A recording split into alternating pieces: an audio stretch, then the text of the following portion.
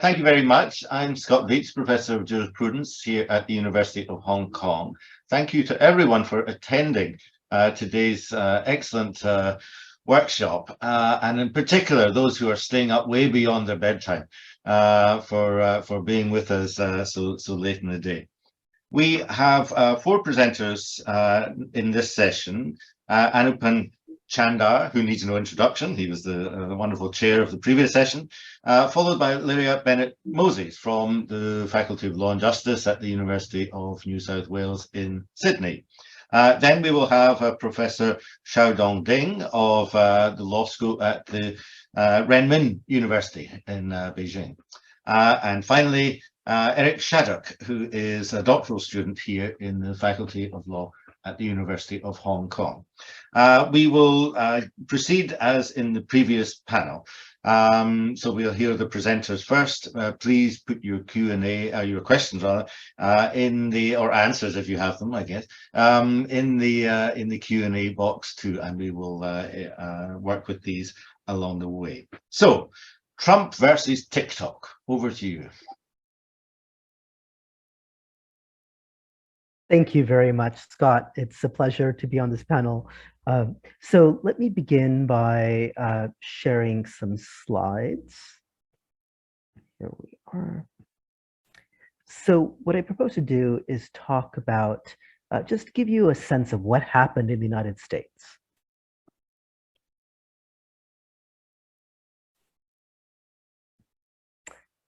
So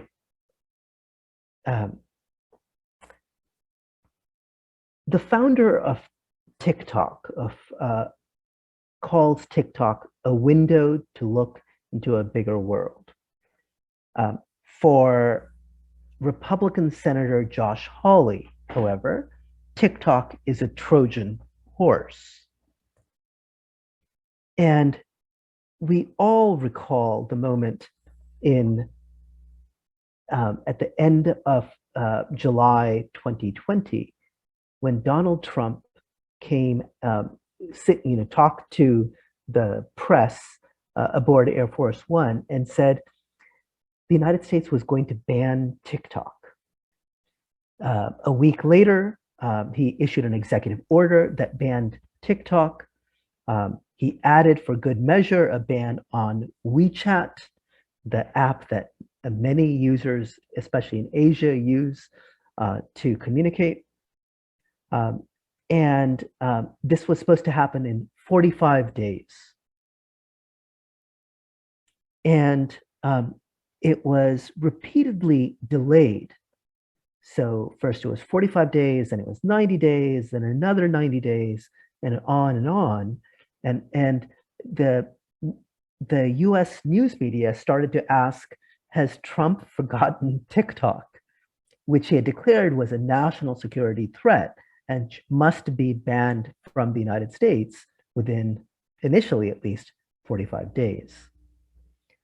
And so, as you know, what happened is that TikTok didn't die, it survived.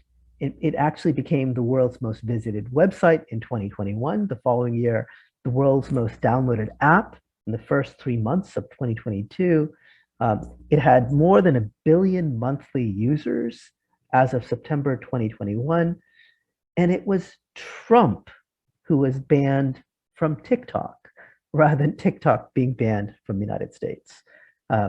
Videos of Donald Trump's speeches were banned by the platform following the January 6th insurrection in the United States. So how did this happen? How did a Chinese big tech company beat the president of the United States on his home turf? So that's the question I want to try to address in my few minutes this late evening. Okay. This is based on a paper that you can find called Trump v. TikTok in the Vanderbilt Journal of Transnational Law. It is also related to work that I've just published just this week in the University of Chicago Law Review with Paul Schwartz. I should have noted my critical co-author in this paper. and part of an ongoing interest in global internet regulation that you can find in my book, The Electronic Silk Road, which you can download for free online. Okay, so Trump bans TikTok. But before we come to the TikTok ban, we should contextualize it by looking what was going on earlier that summer. TikTok began to make waves in politics with Sarah Cooper. Sarah Cooper is a comedian, and stuck at home during the pandemic, she decided to make lip sync videos, like a lot of people did, except she was lip syncing to Donald Trump's own words. And so she would make these 30-second, 45-second videos, 15-second videos of Donald Trump speaking and her acting out what he was saying.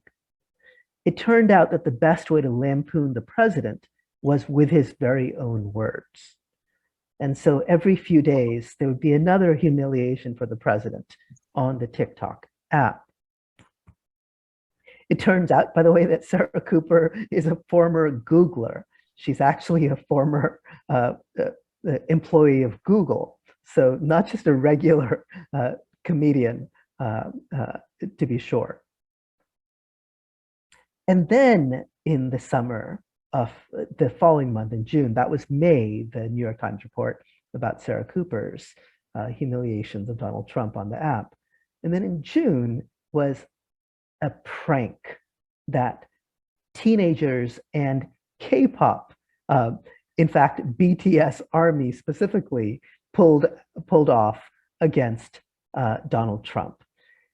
Seeing that he was planning a rally in Tulsa, Oklahoma, they reserved seats. And Donald Trump proudly announced that 1 million people wanted to come to his show, to his performance, to his rally in Tulsa, Oklahoma. In fact, it was TikTok teenagers and BTS ARMY that was reserving seats and using TikTok to promote this prank. And so it was in the end of July that he said TikTok should be banned. And then came the odd statements that followed. I don't mind whether it's Microsoft or someone else, a big company, a secure company, a very American company that buys it.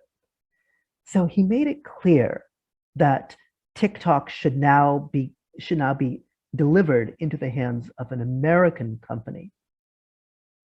For those who have followed China's interventions in global speech platforms, this may sound familiar. One of the concerns that the United States has always had with China's regulation of foreign companies operating there is whether they are forced to operate through a joint venture or compelled to share their algorithms with the government.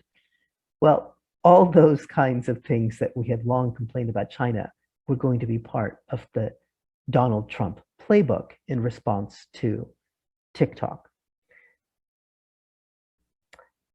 He even asked for a finder's fee. A very large percentage of the sale price would go to the US Treasury because he had arranged the sale, right? So if Microsoft bought it, there would be a substantial fee paid to the US Treasury. The general counsel for the Center for Democracy and Technology called that protection money. And Microsoft, in its announcement of its proposed purchase of TikTok in the United States, said that the acquisition would provide proper economic benefits to the United States, including the US Treasury.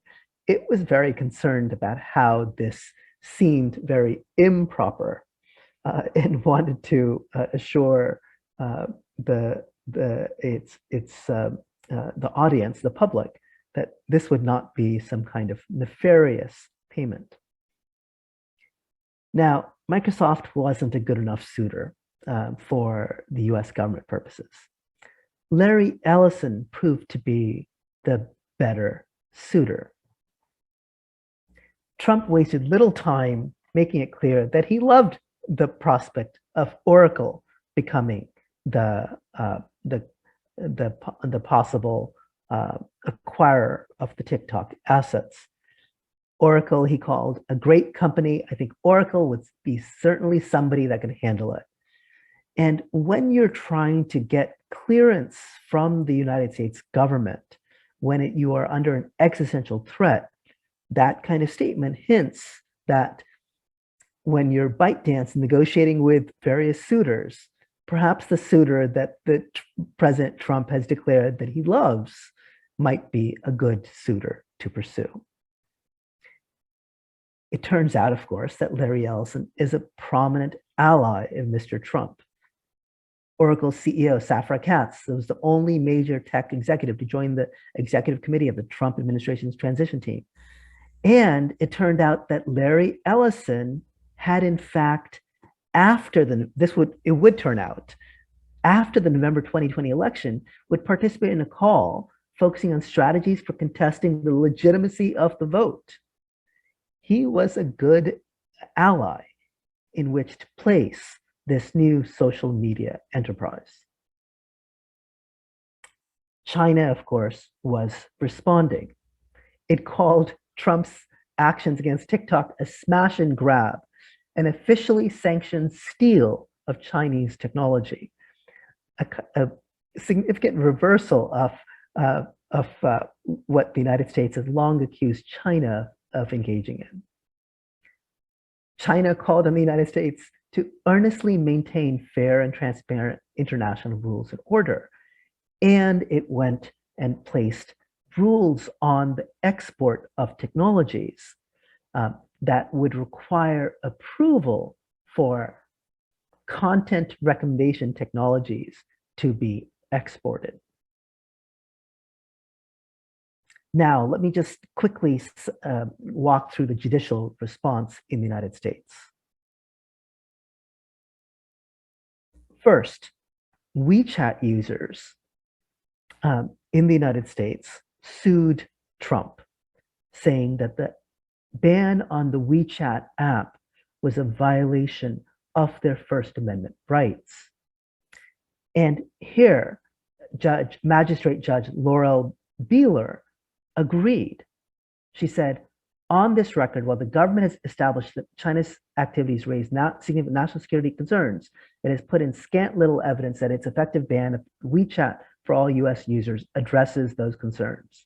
There are obvious alternatives to a complete ban, such as barring WeChat from government devices, as Australia has done, or taking other steps to address data security, Judge Beeler wrote.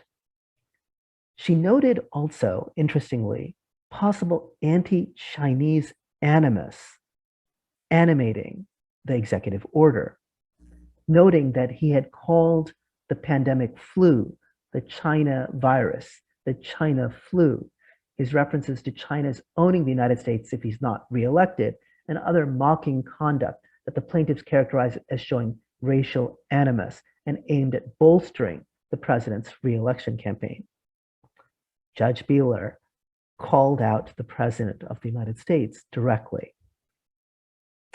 And then we turn to the TikTok cases, which went before two judges, Judge Wendy Beadlestone, a federal judge in Pennsylvania, and Judge Carl Nichols, a federal judge in Washington, D.C. Judge Carl Nichols, I should note, was a Trump appointee, Judge Beadlestone, an Obama appointee, as was Judge Beeler.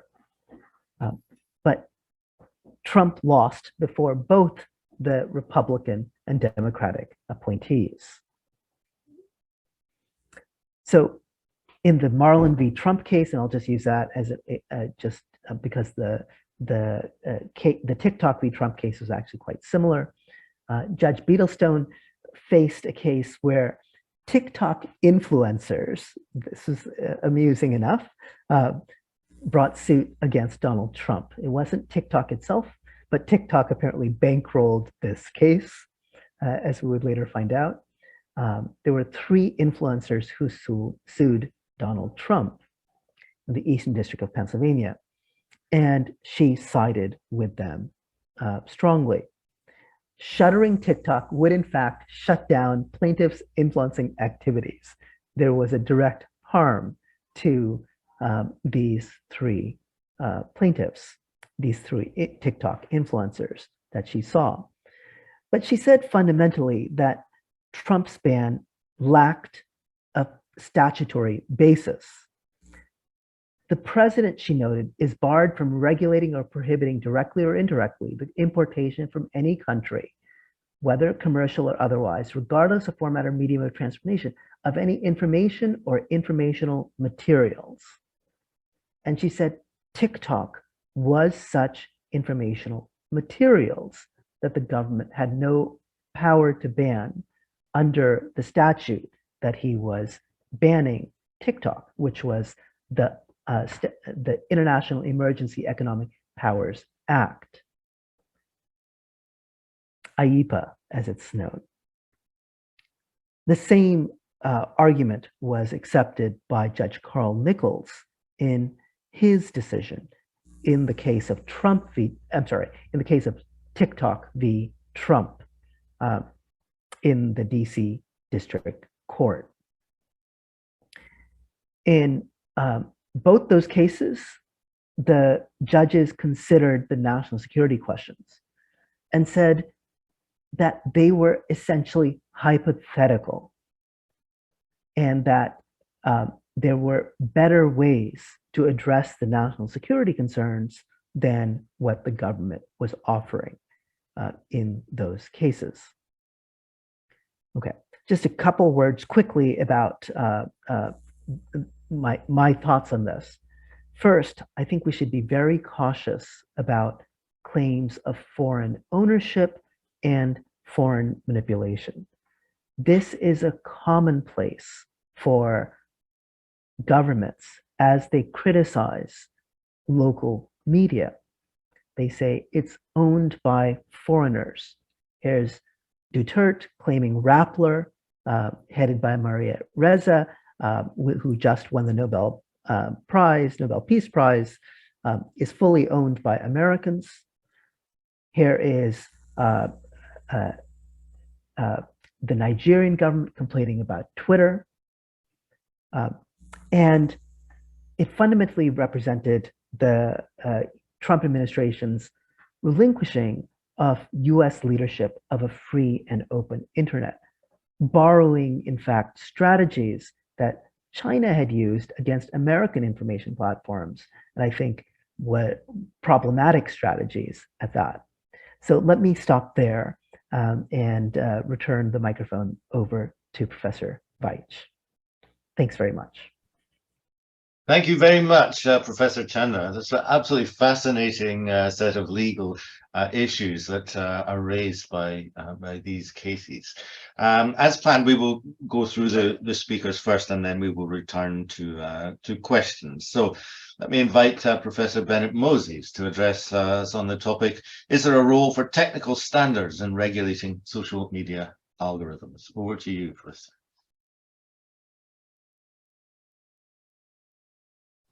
Okay, let me just see. I was going to share my my slides. Sure. Hold on. Can you see that?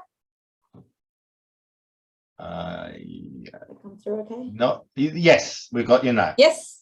Yeah. Excellent. Cooking Okay. with gas. Brilliant. So I'm going to make a very small contribution to this debate, and it's quite specific, which is there a role for technical standards in regulating social media algorithms? So a lot of people are talking, a lot of the presenters have been talking about work that they've already done, in some cases published. This is really floating an idea balloon. So it's not a fully developed published paper. It's just a thought bubble, and I'd be very grateful for any sort of feedback on the idea. It's also a thought bubble from someone who is a lot less expert in some of these issues than many of the other presenters. So My expertise is legal and regulatory frameworks in the context of evolving technologies. I'm also a member of a standards committee for artificial intelligence in Australia, through which I've been involved in ISO meetings, but I haven't got a history of work on social media algorithms particularly. I'm not a constitutional free speech expert, etc. So everything I say and suggest, I suppose, is through the lens of where I'm coming at it from. But essentially what I want to ask is, what might technical standards contribute in this area? By technical standards, I mean the kinds of things issued by bodies such as ISO and IEEE.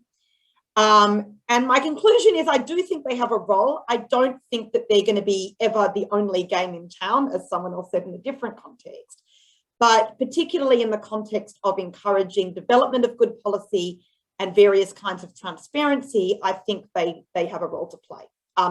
So let me start by talking about what I see as some of the challenges in this area. And some of these have been talked about already by the other speakers. So the first problem is international divergence. And I used this slide. You can see some of the sort of differences in attitudes to free speech, but you can make very different, very similar observations about many of the areas of law that we've discussed or mentioned in the other presentations. So, there are different defamation laws, there are different circumstances in which entities are liable for harm, there are different rules around data processing, there are different jurisdictions have different disclosure laws or none at all, and so forth. And it's not only a legal difference, but it's a cultural values difference that often underlies some of the legal differences. So we had some discussion earlier about sort of the principles and attitudes behind the US principle of freedom of speech, but that can look quite different in different places. So in Australia, we had a big national debate a few years ago about racial vilification laws. One politician in Australia had asserted that everybody has a right to be a bigot, his words. And in the subsequent debate that played out through the media and through the parliament, it turned out that nobody really agreed with him and that people thought it was far more important to prevent speech that targeted, say, particular racial groups in various kinds of ways than it did to protect some kind of absolutist right to free speech. German views can be quite different as well. There's rules against dissemination of Nazi propaganda that would fall foul of a US-style freedom of speech provision and come out of their very particular history. China has rules against inciting overthrow of the government and so forth. And basically, there are very strong differences, but often underpinned by very different attitudes within the different jurisdictions. Now, if social media truly is a global phenomenon where the location of the particular company is almost arbitrary and in some case based around tax havens, who decides, right? Which set of laws and principles and attitudes towards whether it's freedom of speech or any of the other matters counts. Now, a company obviously has to comply with the laws of the jurisdiction in which it operates. So it will need to comply with US law and comply with Australian law and so forth when it's operating in those particular jurisdictions. But at a broader high-level question, if we're thinking about where should in an ideal world, where do the rules for governing social media come from? Should we be waiting for US Congress to act? Are they the legitimate decision maker and so forth? I actually think it's a much more open question. So that's sort of the first set of challenges in governing social media. The second set is that there's a real need for technological specificity in governing social media companies. So it's not just about content governance. I wrote a paper quite a while ago now when there was this sort of mantra that the Australian government was using in the context of a proposed internet filter largely, that what applies offline should apply online. And I said, that's fundamentally wrong. And I'm usually the one in my scholarship who argues for technological neutrality a lot of the time. But in this particular context, that simply doesn't make sense. And you can see that really easily from a lot of the proposals that have already been discussed. I mean, if you think about the decision-making process, for regulators, it's relatively easy to regulate things like what gets shown in movie theatres or on television and so forth. subject, obviously, to constitutional considerations. For the companies themselves, there's always going to be an element of automation or algorithms, if you will, in how content decisions are made that, you know, don't apply to the sort of much more detailed decision making around how movies will get rated or whatever. And also a reliance on cheap labor that often is from different jurisdictions to the countries in which the particular content is being viewed. And in addition to that, you know, I guess, you know, anyway, I won't do the whole story, and you can read it in the paper if you like. But if you think about content regulation, say in Australia, where you have community panels that, you know, there's this idea of, you know, citizen involvement in how these kinds of content decisions are made, you just can't duplicate that at the speed required for social media content. So we clearly need to do something else, something very different from what we do in the offline world. And that's a huge challenge for regulation because, of course, the technology is changing all the time. You know, whether that's the particulars of the algorithms or whether that's the business models and the kinds of social media that's in existence, this is a very rapidly changing space. You also, if you think about it from the user's perspective in terms of social media, you know, how they operate and so forth, how all these decisions get made, you've really got some documentation. There'll be some community policies, maybe some corporate policies, some other bits and pieces you can read on the website. But other than that, a lot of it is a black box, unless you happen to be in a jurisdiction where algorithms are made to be published or where companies choose to do so. And I think that's still definitely the minority. The processes companies use, who are the humans decision makers even, leave aside the algorithms, but also, of course, all the questions about how the algorithms operate, what they prioritize, what order they make decisions in, which affects how long things remain online. You know, all of that is just a big black box to most users. So that's sort of another problem, and that's also already been mentioned today. The players in decision-making around content and what kinds of roles they each play is also a big jumble of many different actors. So you've got governments and regulators, and we can talk about what kinds of rules they should make. You've got the sort of plays being made by a CEO or management, and we can see that in Elon Musk's slightly robust and very active approach to his views on what free speech means or doesn't mean on Twitter.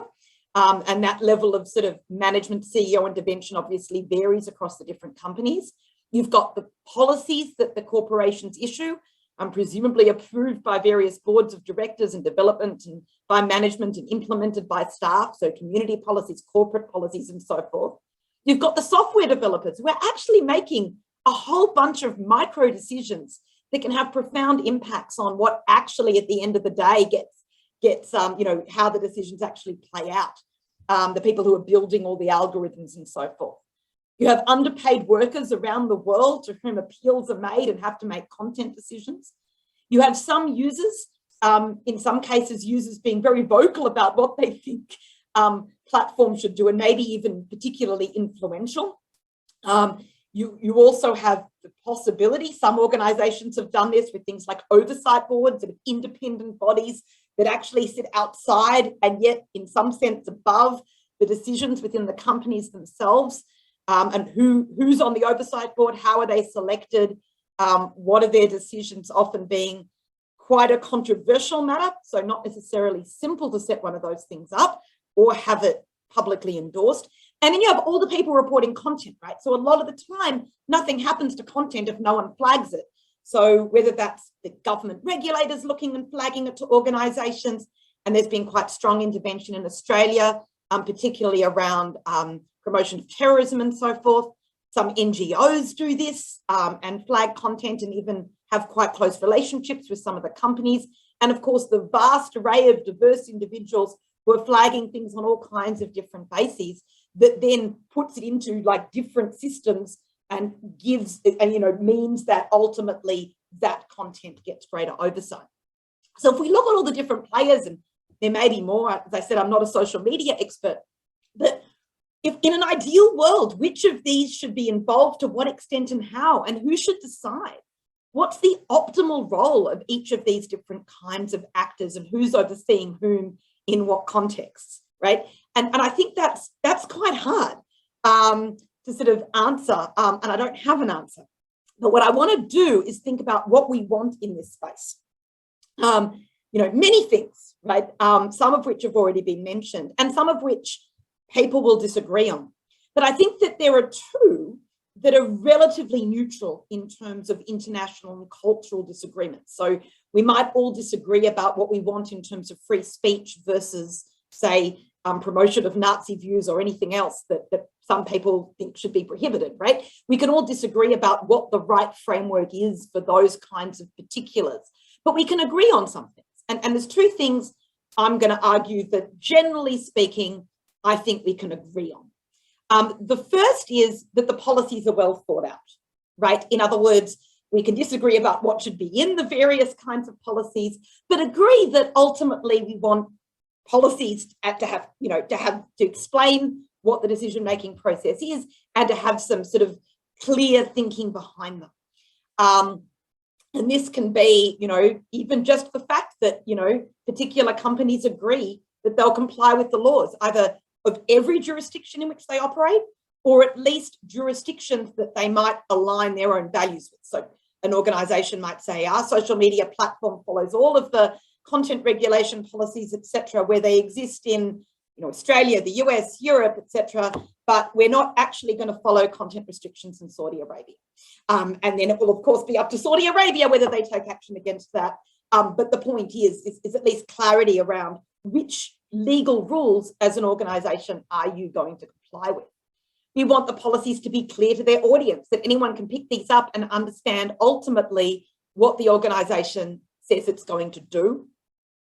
We want them to be comprehensive, not in the sense that they regulate all speech, but in the sense that they say exactly what they do and don't regulate, right? So that they say as much as possible about what's actually going on under the hood. And we want them, obviously, to be normatively desirable, but the challenge there is that we might disagree on what that is.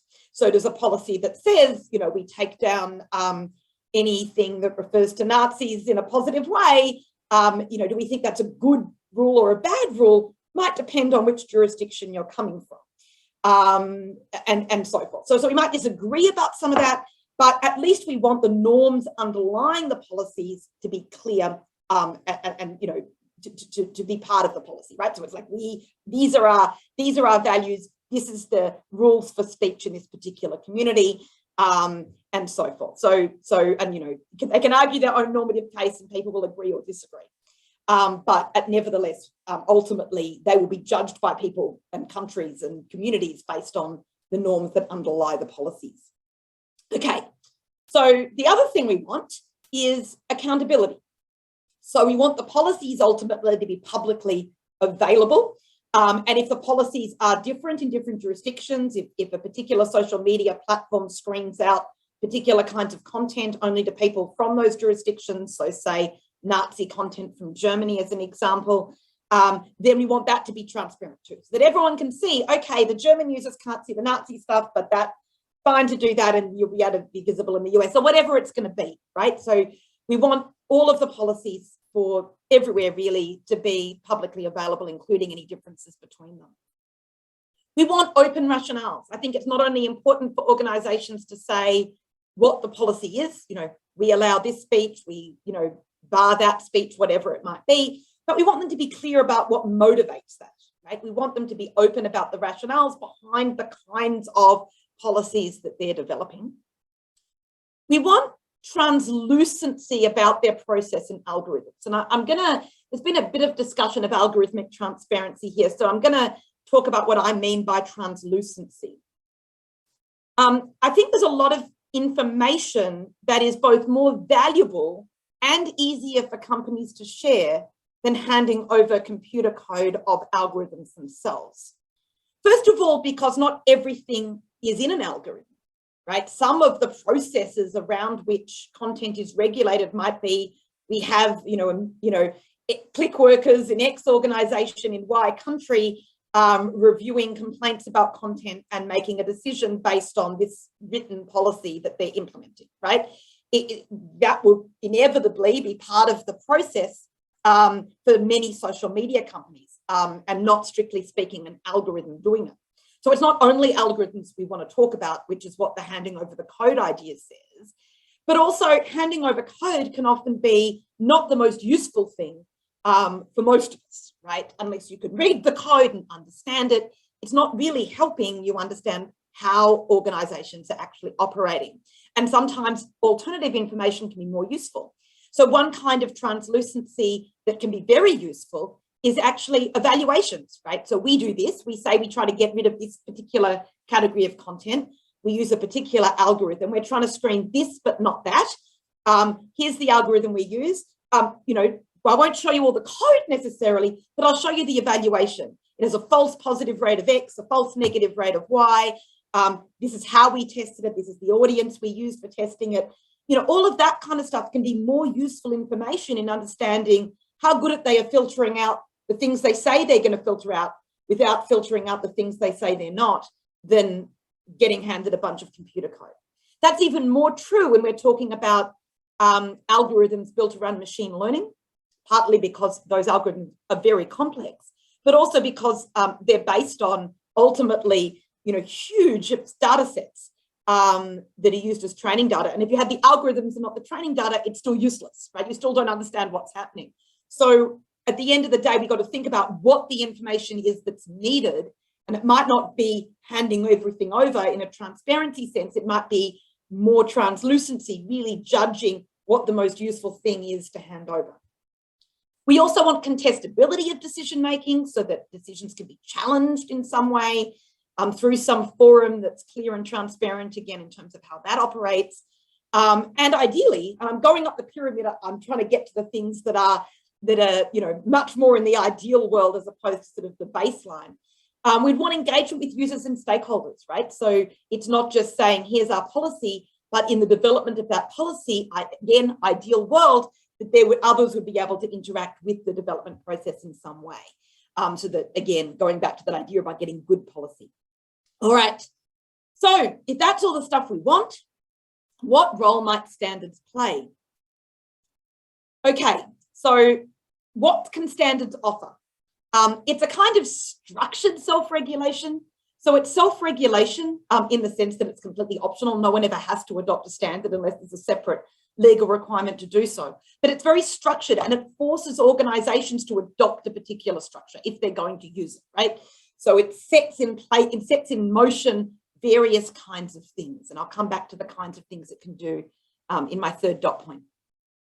It roots around the restrictions and inconsistencies in government action without interfering with it. So standards sit alongside any legal requirements that organizations have to follow. And if you like, provides something else. But at the same time, allows for government to say, instead of setting out its own policy, you know, compliance with X standard is deemed to be compliance with our regulation. So they have that option to do that. So it can work alongside government action. It can work independently of government action. So it's sort of, you know, you don't have that sort of same issue about why should we all be looking to the US government to do this. It can articulate various kinds of high-level elements in terms of requirements and controls. And when I use the word requirements and controls, requirements are things that you have to do to comply with the standard, whereas controls is often a measure of choice, in some cases involving justification as to why particular controls are not relevant to a particular organization's circumstances. But this is the sorts of things you can see in the standards being developed at the moment by the ISO for artificial intelligence. This is the one, the ones I'm on the committee for, so have a bit of an insight into. So it can be things like you must have a policy, and the policy must include particular things, that the elements of the policy have to be linked to objectives. It can include suggested objectives, as in the case of the draft standard for AI that the ISO is working on. It can have systems for identifying and managing risks for achieving various of the objectives. So again, processes around that. It can have clear, it specifies the need for clear allocation of roles and responsibilities. It forces organizations to detail what the competence elements are for those roles and the resourcing considerations that will be needed for the people in those roles to meet their various things that they've been delegated in terms of the high-level policy. There are various requirements for documentation, so what has to be set out and where. And there are requirements as well as, and I've mentioned that controls are optional, for things like how impact assessments should be done, what kinds of evaluations should be conducted and with whom they need to be shared, audit sort of processes, and a lot of the hows behind those things as well. So as you know, you can often find standards that really actually get right down into the technical detail of how various kinds of evaluations can be done. As well as, of course, not only the documentation and doing all of these things, but the communications around them. So what needs to be shared with what kinds of stakeholders and so forth. Another thing standards offer is testable conformance.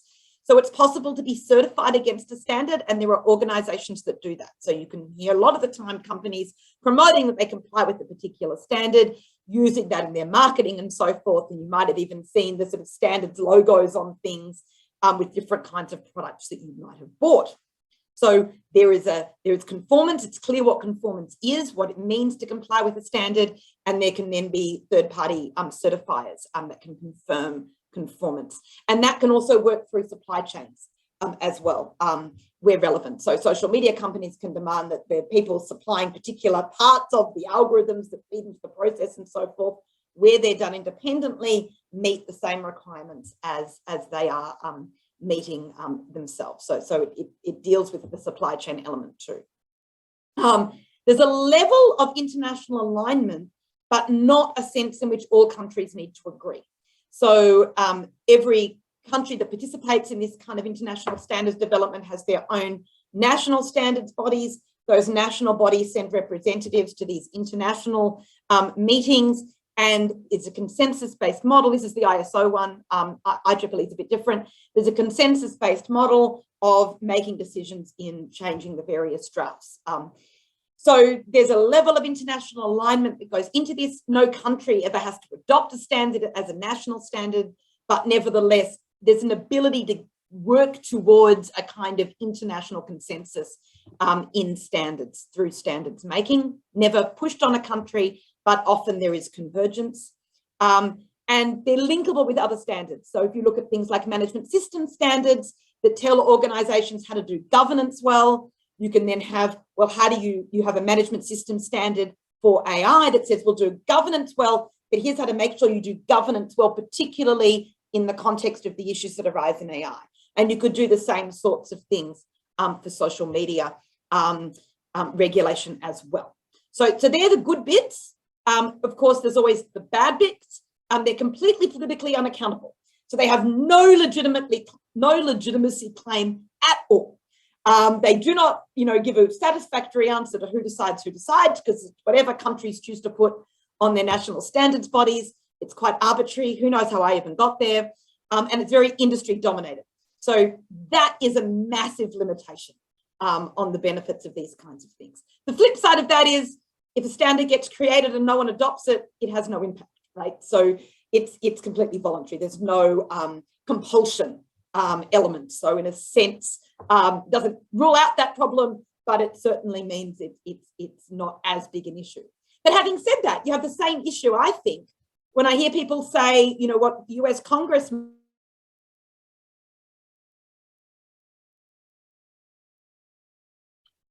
It seemed that Lyria has logged out accidentally. I don't see her on the panel list.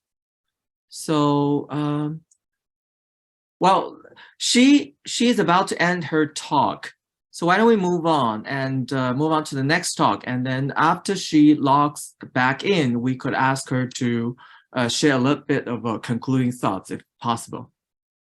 Okay. Scott, how do you think about that? Okay, yeah. I think we need to do that.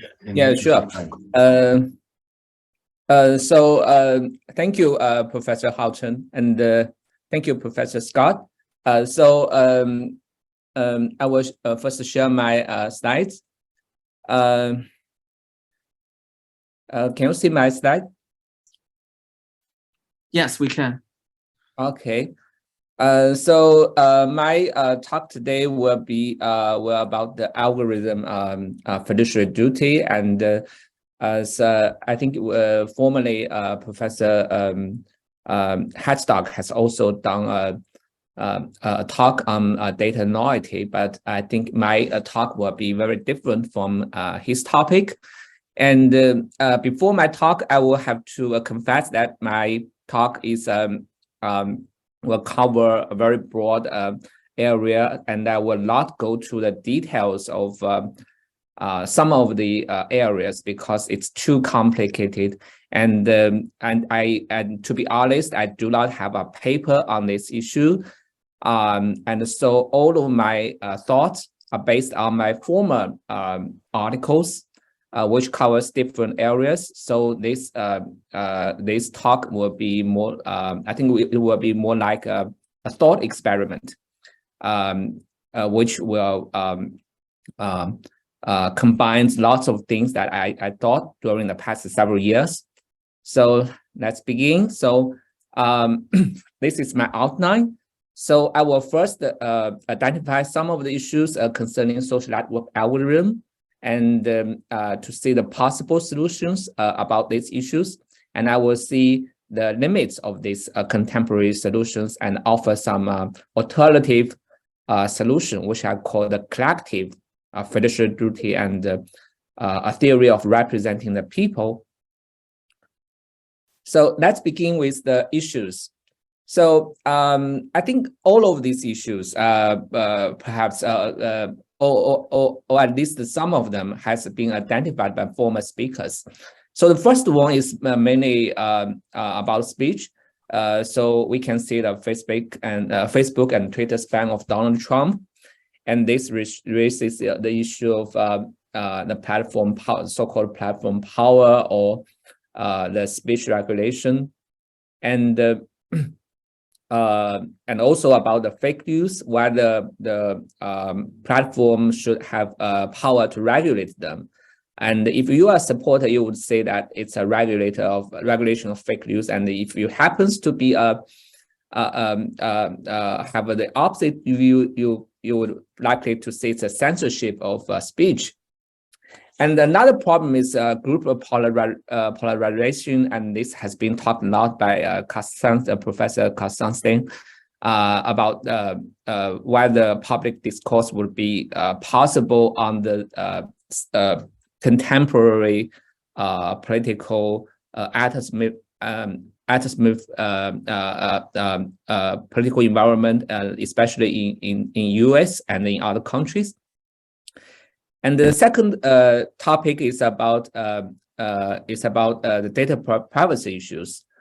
And the third problem is about algorithm and discrimination, which means that the algorithms can be used to disfavor the disadvantaged groups. For example, some women and colored people may face lots of problems. So we can see actually, these problems, we can see they are old problems actually, but with new forms. As I think lots of previous speakers has identified, it's the rise of so-called black box society. And so we can see that the old problem now has new forms. Whether we should have more speech regulation, whether the platform should be regulated as a public or private forum, and whether we should confirm more consumer rights or data rights. And in US, in the context of the 14th Amendment, there's a discrimination and equal protection issue. So these are the problems with, I think, these are a lot of new problems, but they do have new questions because of the rise of the algorithm. And we can see the possible solutions. The first one is to resort to the First Amendment, the free speech. There's first of the question for example, whether we should grant free speech rights to platforms or to users. And I would generally say that there are a different approach between the US and the EU. The EU would be more inclined to protect the so-called fundamental rights of users, and because the EU's constitutional framework is very different from the US, which means that its constitutional rights can be directed against private entities. And the second approach is to set up a Supreme Court within the platform. For example, Facebook set up an oversight board to moderate its content regulation, and the regulated parties, they can have the petition rights to the oversight board. And in this way, Facebook may wish that it would make itself more accountable and more professionalized. So it's like an expertise model. And the second approach is the so-called transparency and explainability. So there are two approaches. The first is to mandatory disclosure of algorithm. It's more like a regulation, which means that the state has used administrative measures or similar measures to require the platforms disclose their algorithm. And the second approach is more related to data rights, especially in the context of data privacy. We can see in GDPR Article 15, 21, and 22, they all have the right to algorithmic explainability. This right, its difference with the first one is that it is initiated by individuals. And we can see also China's approach to the algorithm explainability. It's very interesting. Actually, I think China goes even further than the GDPR. As Article 17 of the provisions on the administration of algorithm-generated recommendations, it says that an algorithm-recommended service provider shall provide users with the function to select or delete user tags for their personal characteristics used for algorithm-recommended services. This is actually a very demanding regulation, which goes even further than the GDPR, because in the GDPR, the right to algorithmic explainability only requires that individuals would have a right to reject the fully automated decisions and have a right to human review if have significant effects like legal effects. And the third solution is the data privacy protection. I will not spend too much time on this issue because it's not a very rich area for studies. It's basically mostly on the fair information practice principles and has lots of principles like consent, data minimization, purpose limit, data rights, and data security, and so on. And the fourth solution is to have an algorithmic neutrality. For example, some algorithms may have a design and in a they may have a discriminatory effect. So there's call for a design by equality or anti-discrimination in the algorithmic design. So how about these solutions? I would argue that there are limits for these contemporary solutions. First one, for free speech, I will not go to the details because First Amendment is too complicated. I will only argue that even the free speech, even the platform may be considered as a private forum. At least it is now plays a very important role in the public discourse.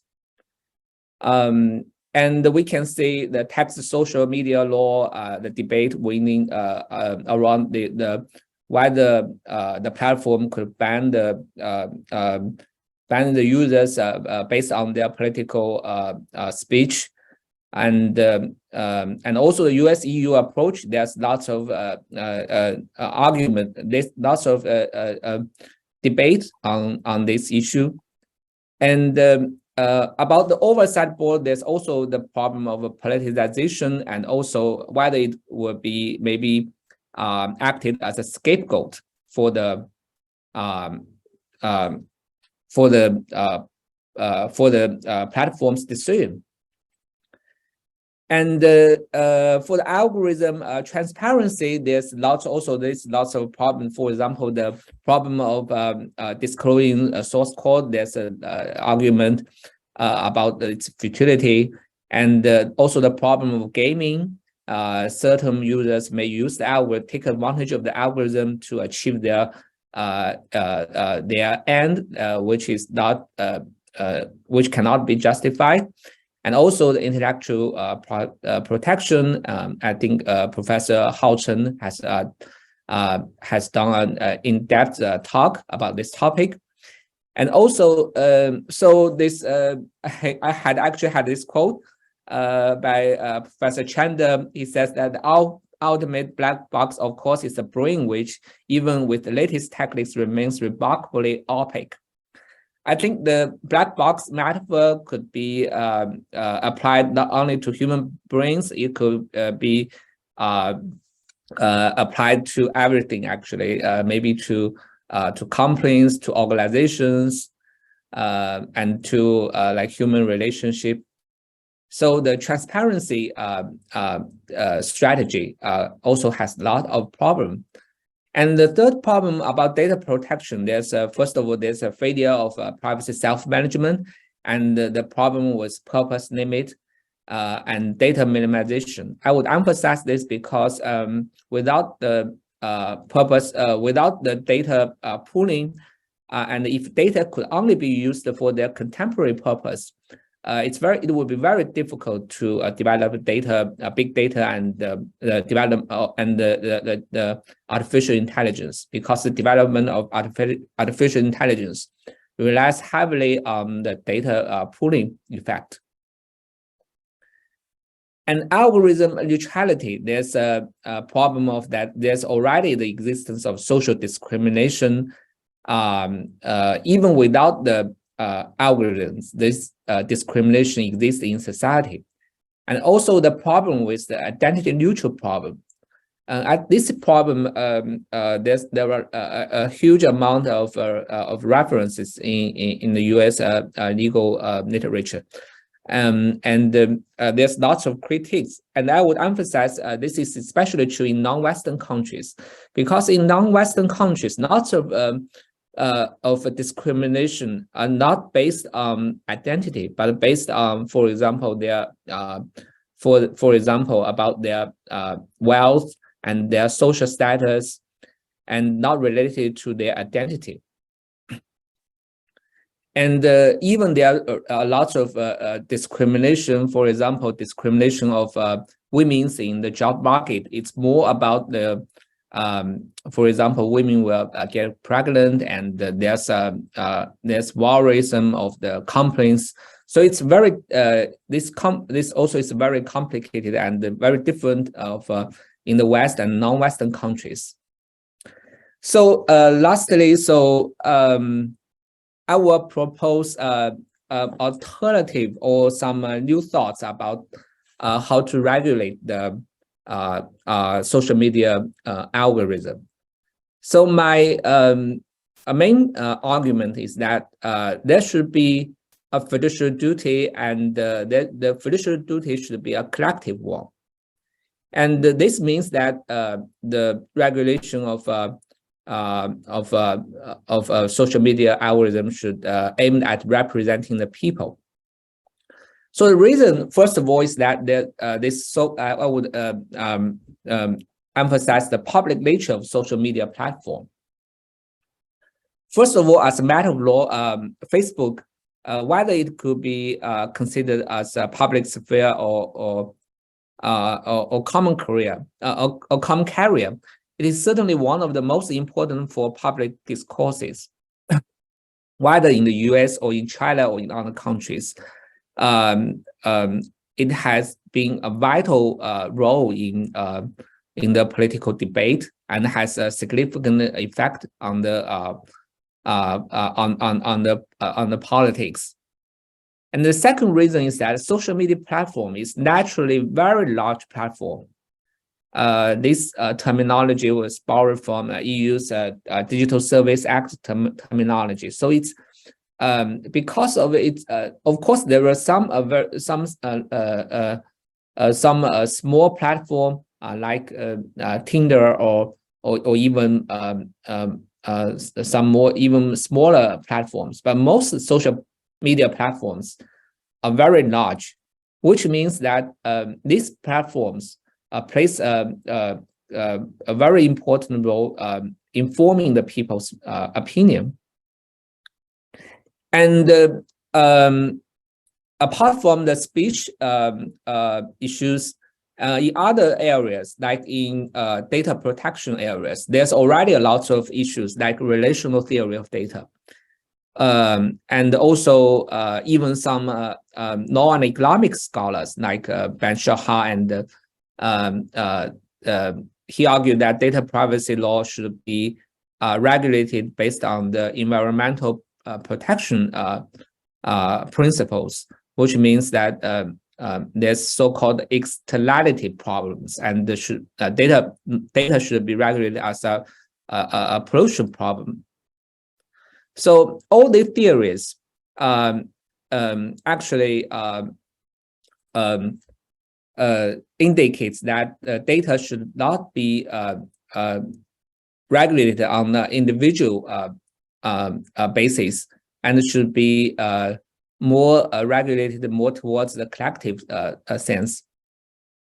And the fourth one is the fourth reason is algorithms' effect on disadvantaged groups. I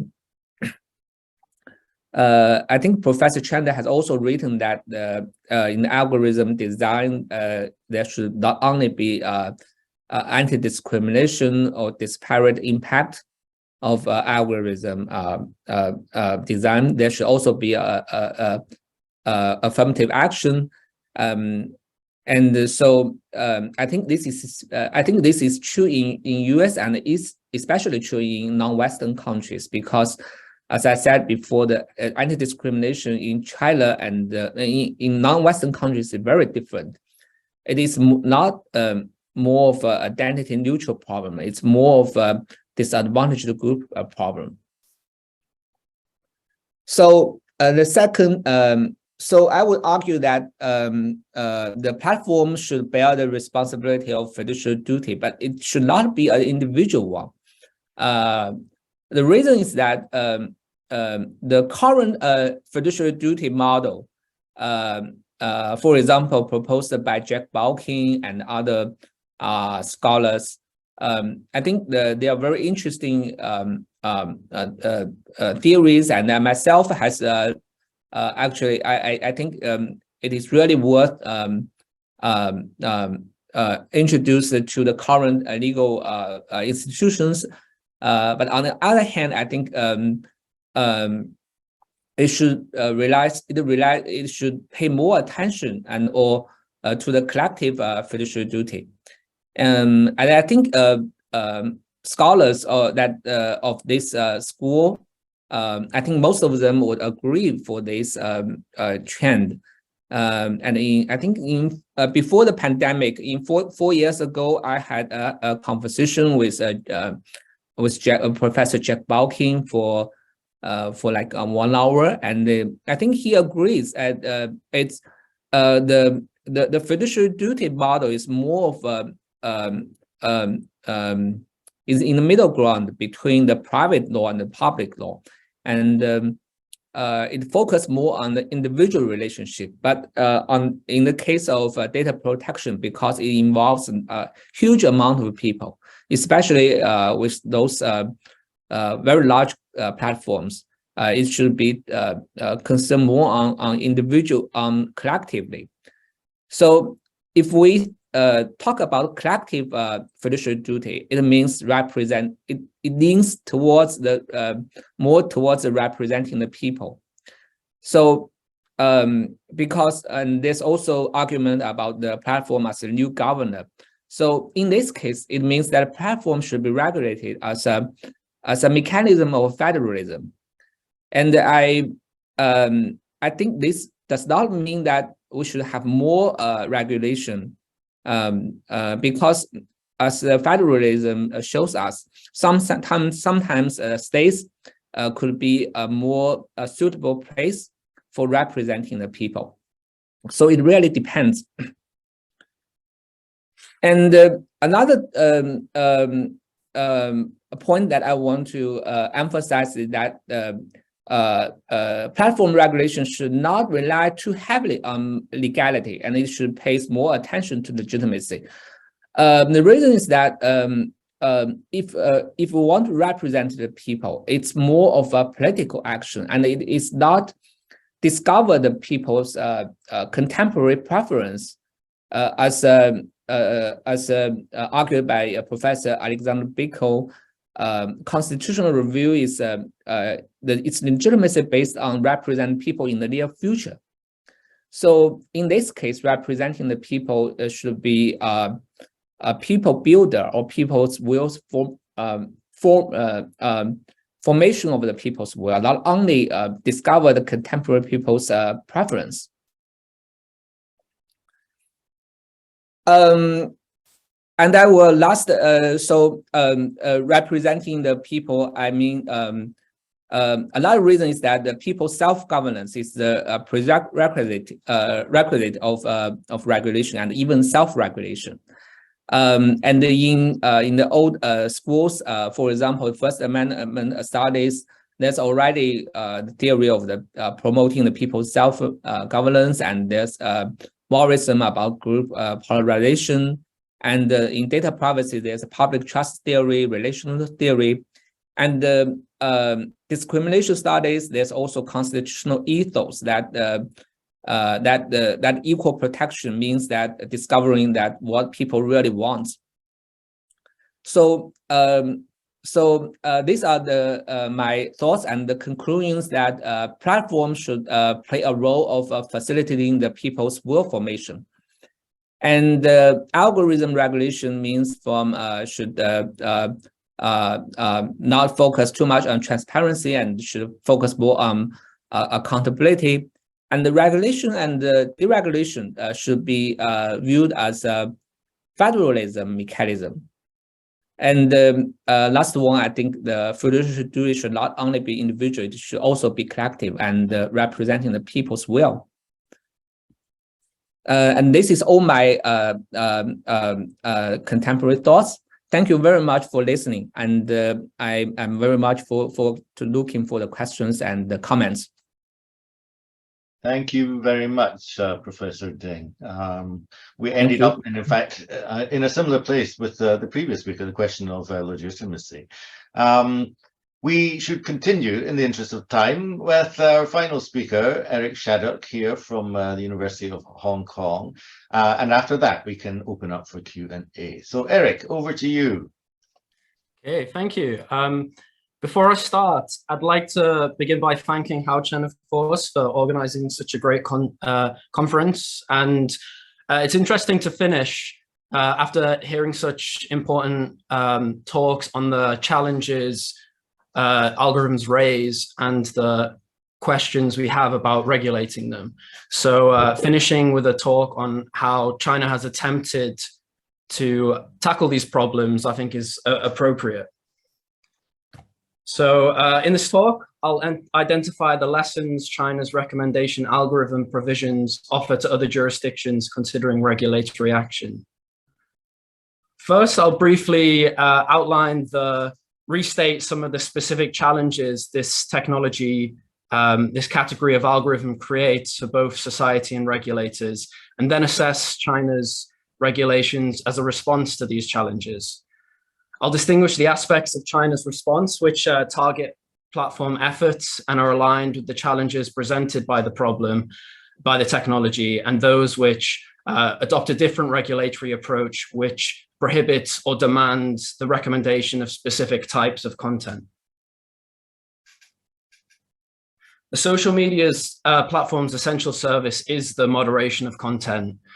Online communication has to be organized in a way that makes the service attractive and useful to its users. Moderation can involve detection and removal of content and speakers that are deemed incompatible with platform values or the user's expectations of the service, but also the organization and presentation of the vast content that they host to prevent users with what they want what they effectively want to see.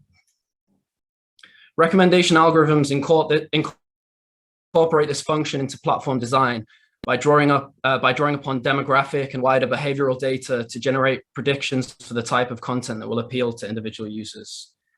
Predictions may be based on the content they have previously consumed, the types of content similar users are consuming, or a combination of the two. And the algorithms are guided by distinct platform goals, which may prioritize, for example, the time users spend consuming content, how actively they engage with it, or other factors. But due to the increasing complexity of the systems used for these purposes, it's often unclear why specific content is recommended to specific users. Although a necessary feature of the service, recommendation policies can substantially impact the autonomy of users and generate wider social consequences. Particular views or speakers may be suppressed if the algorithm decides that they will not optimize user engagement, and conversely, they can amplify content, including false, controversial, or polarizing speakers, which sometimes reach the widest audiences. Either outcome denies users access to a diversity of views, traps them in bubbles which reinforce their pre-existing beliefs, or slowly directs them towards more radical position and content, and sometimes which can produce very tangible offline consequences. Deciding what content should be hosted, or in this case promoted, isn't always straightforward, and even platforms acting in good faith will get decisions wrong. But automating this process using machine learning systems further complicates matters, as recommendation isn't a product of active and reasoned judgment, but a mixture of platform policies, algorithm targets, and unpredictable interactions between inputs and outputs in pursuit of the targets. When recommendation algorithms are found to be producing undesirable outcomes, it's also harder for the platforms to implement effective correction measures.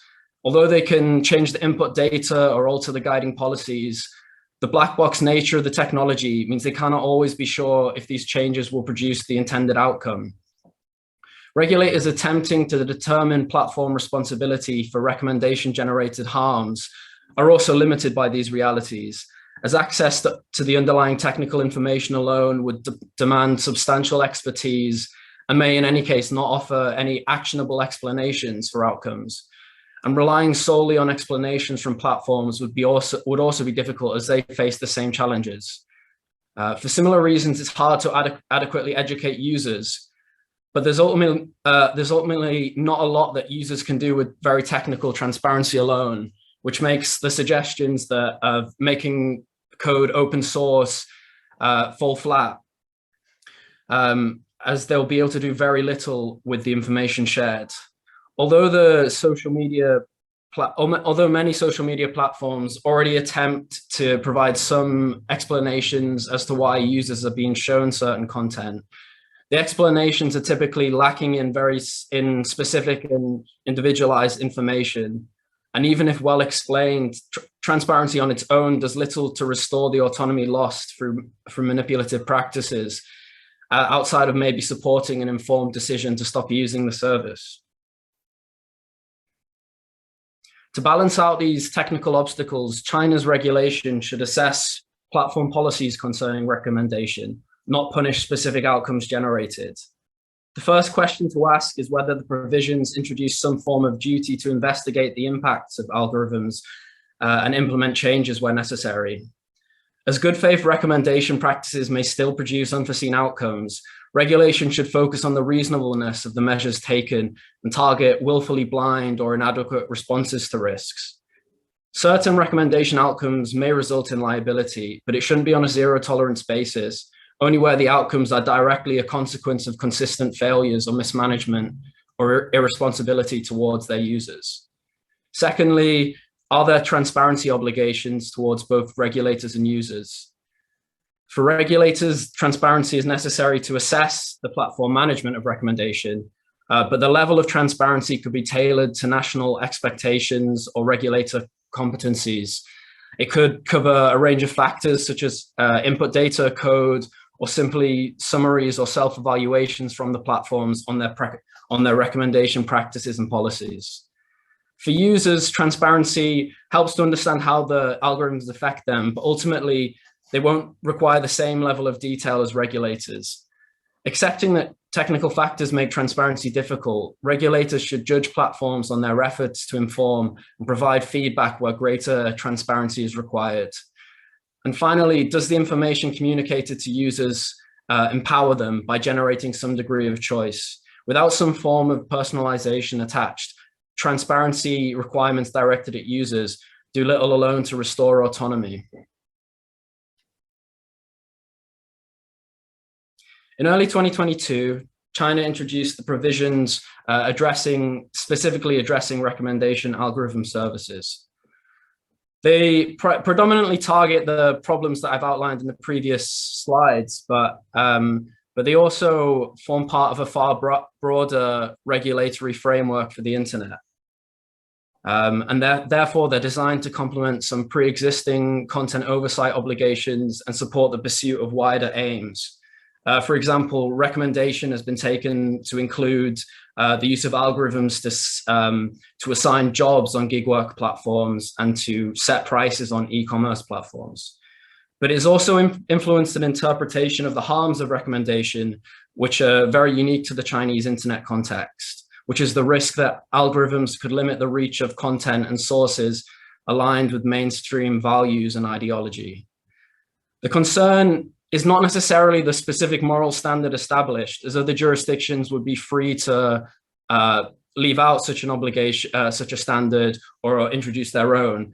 But the concern is how this specific goal to prevent this outcome has shaped the liability model in a manner which doesn't suit the unique regulatory challenges that recommendation presents. Chapters 2 through 4 of China's model introduces the standards expected of platforms providing recommendation, an assortment of user protections, and some requirements designed to support regulatory oversight. But in Chapter 5, the provisions establish two separate approaches to determining liability. Under Article 31, the violations of many of the provisions outlined will result in the issuing of criticism by regulators, but platforms will be given the opportunity to implement rectifications within a certain period of time. And it's only when platforms refuse to rectify or when the consequences are especially grave that the platforms will be fined or have their services suspended. Under Article 32, though, following other types of violation, regulators will address the matter in accordance with the provisions of other relevant laws, regulations, and departmental rules. Aspects of the model provide a potentially useful example for jurisdictions considering similar regulation. First, the model introduces a collection of standards for platforms which aim to ensure ongoing investigation and correction of their recommendation management practices. These include obligations to develop technical and ethical standards and regularly assess their ongoing adequacy. And platforms found to be in violation of these requirements will be dealt with under Article 31, meaning they'll be notified of any failures and be given opportunities to improve. This approach is especially important for some provisions which introduce some pretty technical standards and expectations which are designed to limit manipulation online. The standards should not and do not appear to act as anything more than guiding frameworks or suggestions, as there is no guarantee that their implementation will achieve the intended results anyway when applied to machine learning systems. The transparency obligations adopt the same approach. Platforms are asked to conduct and submit self-assessments concerning their algorithm practices, and the level of detail, though it isn't explicitly defined, as it's hard to predetermine what is necessary or possible, there's collaboration between platforms and regulators to determine this. And this is already in process, as in last August, Chinese platforms submitted their first confidential self-evaluations to the National Cyberspace Administration. Importantly, the user transparency requirements are paired with measures which aim to empower users. For example, under Article 11, platforms are required to establish and perfect mechanisms for the manual intervention and autonomous user choice. And under Article 17, users should be provided with the choice to not have the personal characteristics targeted or to opt out of recommendation services entirely. Providing the option of chronological content is a relatively straightforward change, which may be simple to implement as many platforms already provide such an option. But more specific personalization could be difficult or expensive to achieve. Many platforms are at least assured under this approach of the Chinese model under Article 31, if their efforts to provide such personalization is insufficient, they'll be given opportunities to improve. The features of China's regulatory model that others may be forced to avoid are the provisions which aim to ensure the recommendation of certain forms of content. For example, Articles 6 and 13 create obligations to recommend content and news sources that are aligned with mainstream values. The requirements fall under the scope of Article 32 and are therefore assessed in accordance with existing laws, regulations, and rules. The provisions themselves don't provide any explicit standard for determining this liability and offer no guarantee that platforms attempting to do so will be given opportunities to improve their efforts. At best, they could operate as general targets or aspirational frameworks for platforms to seek, but within the scope of reasonable implementation attempts, with scope for reasonable implementation attempts. But at worst, they could effectively operate as obligations to take down certain forms of content when they appear in recommendation curated feeds, encouraging a preference for caution and perhaps a tendency towards overblocking in cases of uncertainty. In the case of Article 9, subsection 2, it is clearer what will be expected of recommendation service providers when they discover illegal or harmful content being promoted. Illegal content found on the recommendation services will require immediate removal, and harmful content must be dealt with in accordance with the relevant provisions on the governance of the online information content ecosystem. However, Article 10, subsection 2 of these regulations clarify that harmful content, including things such as clickbait, gossip, sexual innuendo, will also require immediate removal.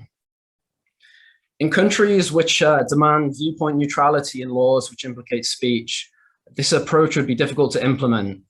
Attempting to ensure that reliable or safe content is algorithmically recommended is challenging and necessarily involves some determination of what types of content falls into such categories.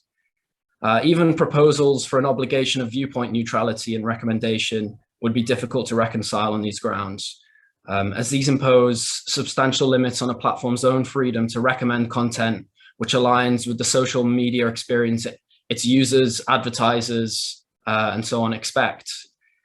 Where less strict standards of free speech are required, it may be easier to introduce content-based goals or targets.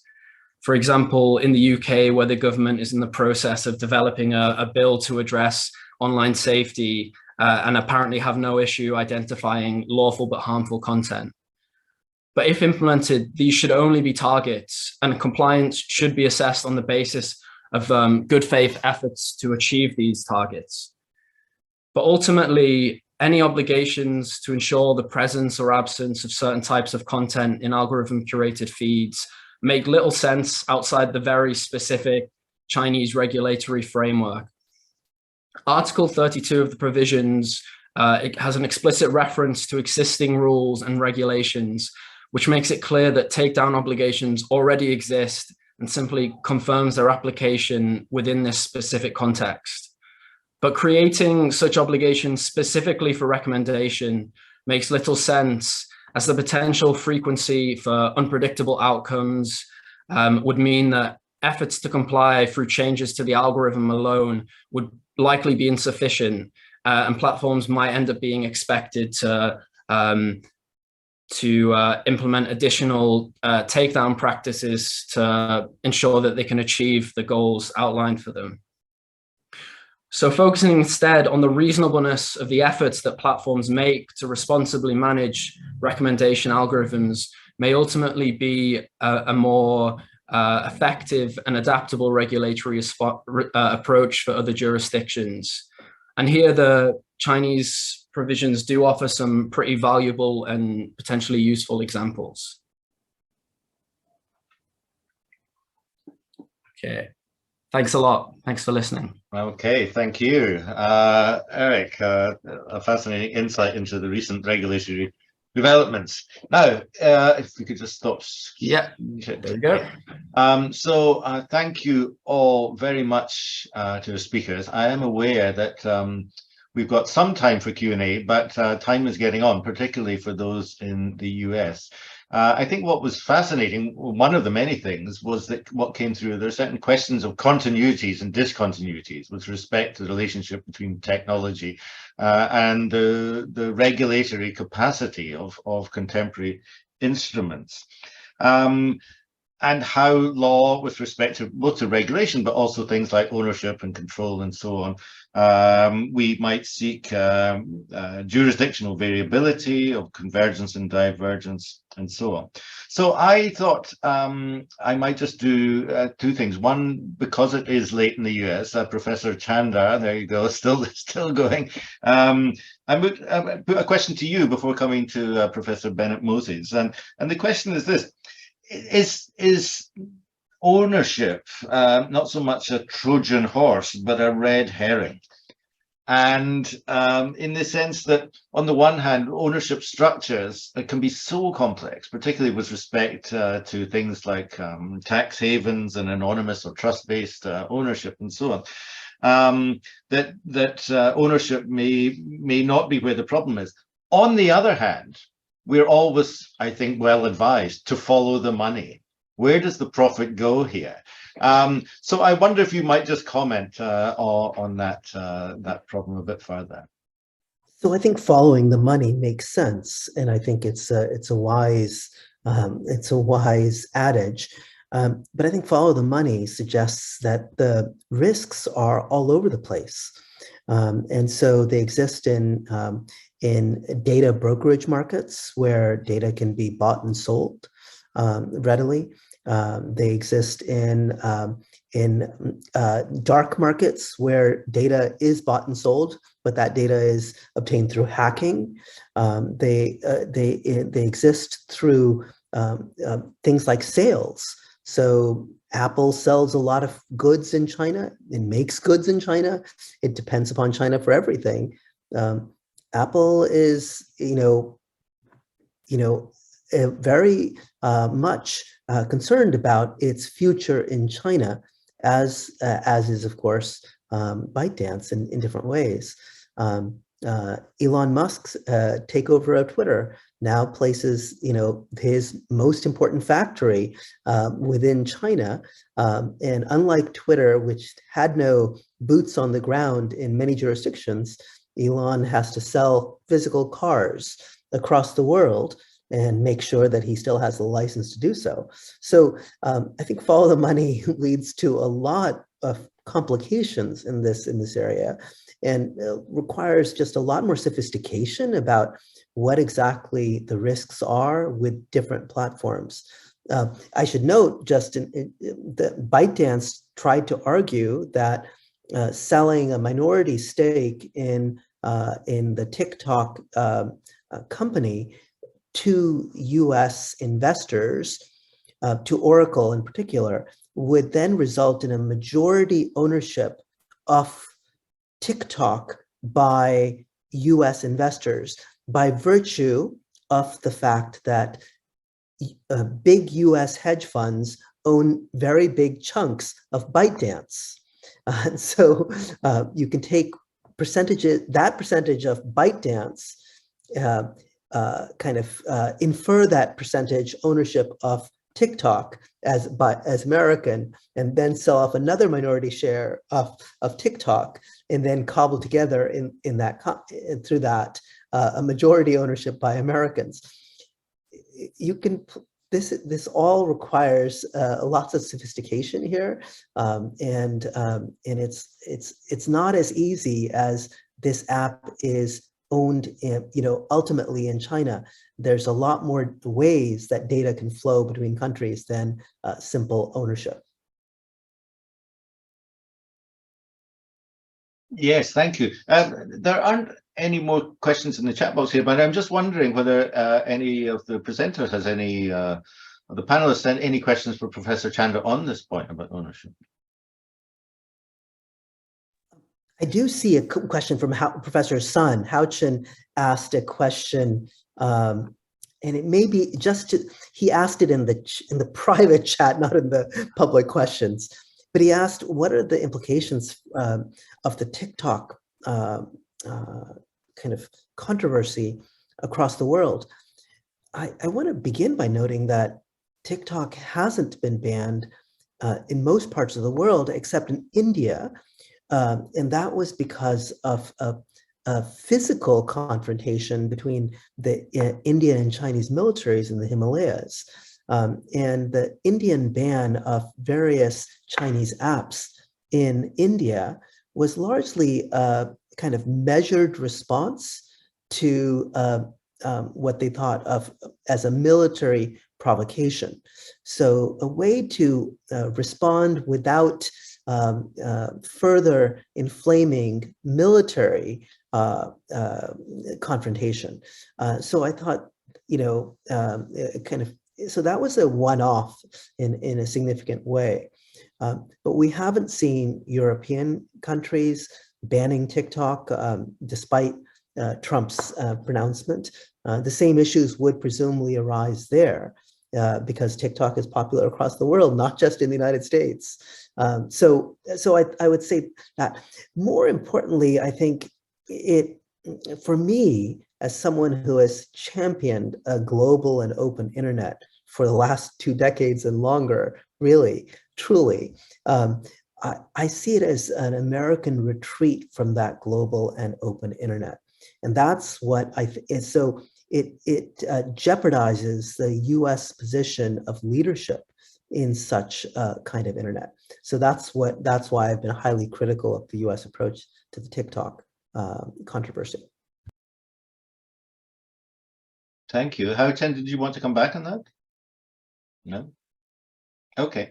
I wondered, unfortunately, Lyria got unseemly cut off by technology just as she was approaching the final point on her slide. But I wondered if I might just ask you to say, you were saying that there was a lack of political legitimacy in the more detailed forms that you were highlighting for us.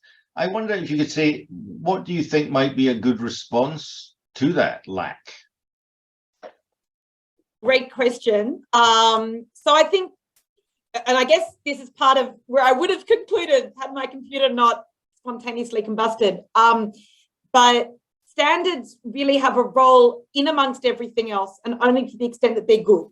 So at the end of the day, if a standard is issued and everyone thinks it's a terrible standard, no one adopts it. And there are many standards like that on all sorts of issues.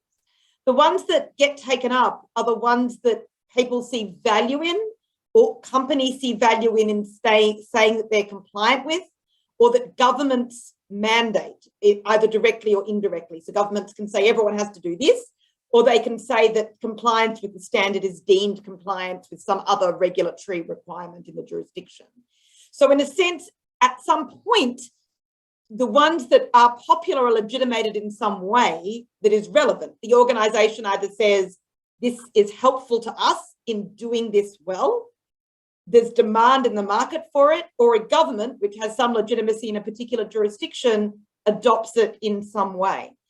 So my suggestion ultimately is not standards of should ever become the primary regulatory force on anything, let alone social media, but that they can have a role to play in, particularly for the larger companies that are more likely to adopt them. So the Twitters, TikToks, Facebook Metas, etc. They are a way of confirming that the organizations are doing what they say they are doing and giving them a structure that is recognized internationally to write policies, socialize policies, and publish policies etc. So that's really where they fit, not because of any legitimacy from the document itself. Yes, I think that's a nice way of thinking. I was thinking of an analogy with other kinds of safety standards that we don't need to know the technical specificity of the aircraft or whatever. We have a trust in the regulator standards for those who do, and so I think there's a lot to be said for that. I wonder if I could just link that to Professor Ding's conclusion about political legitimacy and the representing of the people, which is the problem of representation has come through again in another form. But I wonder to what extent representing the people just means the state decides. That's very, very good question. I think, yeah, what I mean, I think the representation, I don't mean that the state should have the sole power to rep, and actually, I think the platform should have the power and should have a legitimate role of representing the people. And also other actors like the standard setting organizations.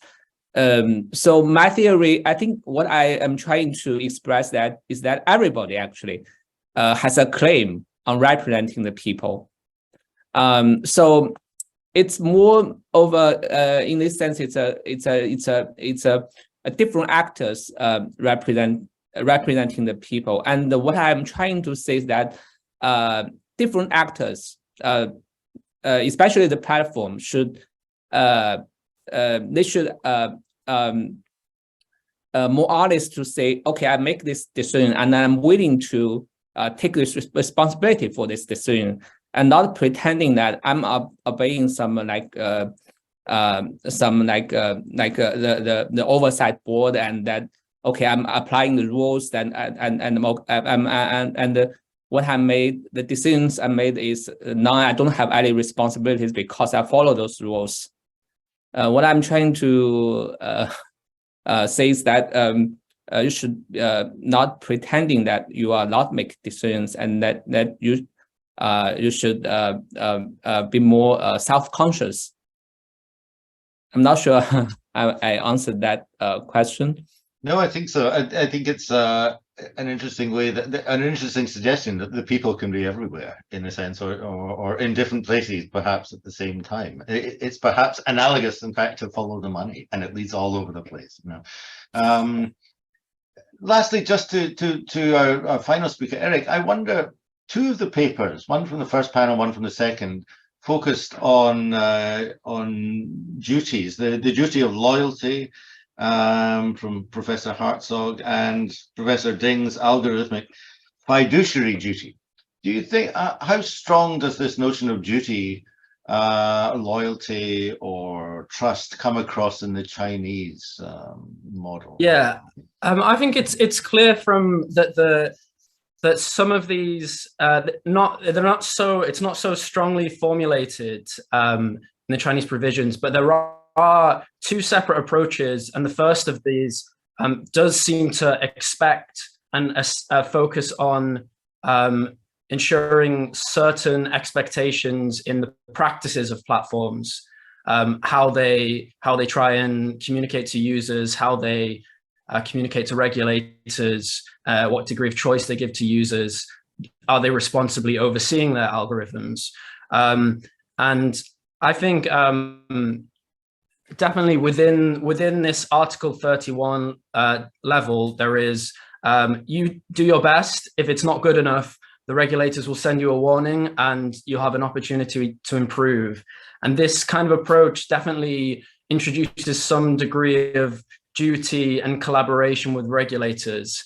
But because of the pre-existing regulations that content hosting platforms are already undergoing as part of their general content oversight duties, within it switches partway through to a duty to just achieve the desired results, which I don't think really can coexist with the kind of duties outlined in the previous talks.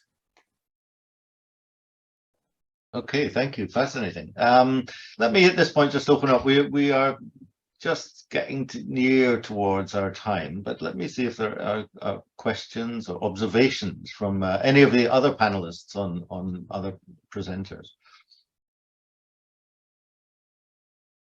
That includes you, Hao Chen, as well. Well, thank you, Scott, for moderating the second panel. I think the two panels of discussion have exactly proven that the regulation of social media algorithms is super important, super relevant, and super complicated.